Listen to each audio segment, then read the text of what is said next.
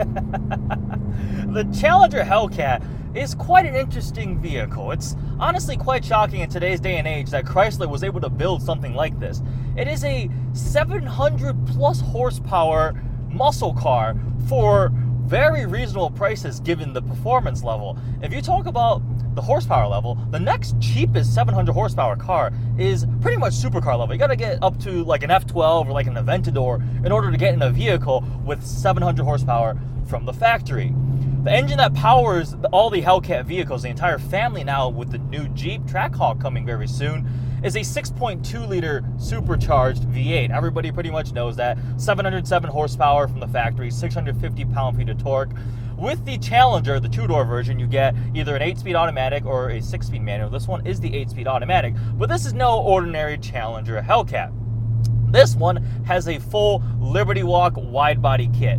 The Liberty Walk kits, the wide-body kit, the whole phenomenon has kind of become popular in recent times. I mean, there's different levels of it, the RWB Porsches, and then most commonly known now, I think Liberty Walk is one of the most popular ones. You see these kits on GTRs, I've seen them on 458s, and then Hellcats. This is actually the second Liberty Walk Hellcat I've ever seen in person. The first one was actually kind of a funny story. I was in California for Car Week. We were going to Laguna Seca, and it was the day I met Horatio Pagani because he rolled in back when Alejandro from Salamandra and his YouTube channel still had his silver Liberty Walk Hellcat. They were driving in that. I'm like, wait a second, is that Horatio Pagani? But simple of it, you get the bolt-on fender style. This one is wrapped all satin black, which looks cool. Airlift, suspension, slammed on bags, the red wheels. They're massive wheels, running 295 tires up front and 355 tires out back. They're massive tires. They do a little bit better job of putting the power down. This car has been modded, cold air intake, larger injectors. It is tuned that it can run on E85, and it's currently running a 93 tune, which means it can put down almost 800 wheel horsepower, which is a good amount over stock, and with any car whatsoever, it is a lot of power. One of the chief criticisms that almost everybody universally has and makes fun of the Hellcat is it is very heavy, it's a boat, blah, blah, blah. Yeah, it's a heavy car, 4,500 pounds, really fast. It's a straight line vehicle. It wasn't ever designed to be like a track toy like a 350R or Camaro Z28, even a ZL1 to an extent.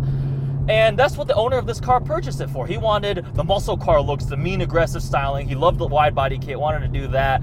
And it's fast as heck in a straight line, and he's got everything he wants it. So if you approach it from that mindset, this thing is awesome. I will say I'm pretty impressed. This air suspension is the performance system. It actually handles pretty well. There's not that much body roll with those massive tires and the way it's set up. It doesn't handle as poorly as I expected it to. From a styling perspective, it's very different. This thing looks mean on the road. It's so much wider, and it's going to be interesting seeing when the Demons start rolling around, because it's also a similar style wide body kit on the Demons, but those are even more track focused, intense. But love the combination of satin black over the red wheels and the red accents, the goldish, dark gold colored brake calipers. Interior wise, all the Challengers are pretty nice. This has the upgraded leather, heated cooled seats, very large cabin. Obviously it's a large vehicle. Seats are comfortable, well padded. It's actually a pretty good ride. All the functionality in terms of the modes between track sport, transmission, suspension, paddle shifters, everything is still functional. Nothing has been ruined in the course of modifying the vehicle.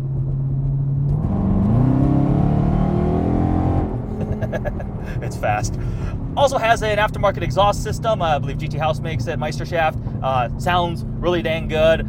It's loud, and earlier I was driving behind Carl. We were heading to where we were going to do exterior shots, and it was just on downtime. You hear crackling and popping. It's also valved, so it can be civilized and quiet and usable when you're cruising on the freeway. And overall, it's a good balance between quality, loud obnoxiousness, and also not too much at the same time, which some exhausts, I think, some vehicles fail to hit that target.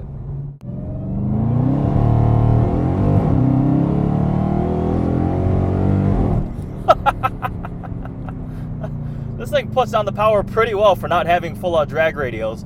If we talk about value, even when brand new, Hellcats, if you wanted a factory car with a ton of horsepower, with a warranty, they were one of the best buys out there in terms of value. I mean, mid-60s, there was some markup very, very early on, but now, a couple years later, you can get these pretty cheap used. Not cheap is a relative term, but in comparison of what you're getting, this is a great value. I mean, if you're looking for, again, you got to remember what the ethos of this car is.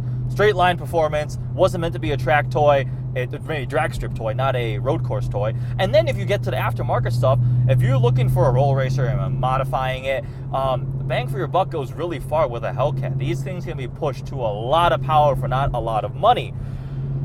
This one is a very unique vehicle. It has been modified with a single purpose in mind. The vision of the owner has been achieved.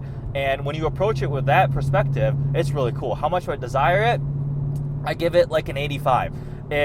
Remember, it will upset the purists probably, yeah, because it's not blah, blah, blah. But it looks so unique and badass, and it sounds great, and it looks mean, and it actually is pretty nice to drive. It's been well designed, well built. It's still fast as hell, and I'm really impressed. Good job, Carl. If you have any questions for him, check out his Instagram. I'll link it below. I think it's Carl the Original. I hope you guys like this video of this really unique and badass looking car. Thanks for watching.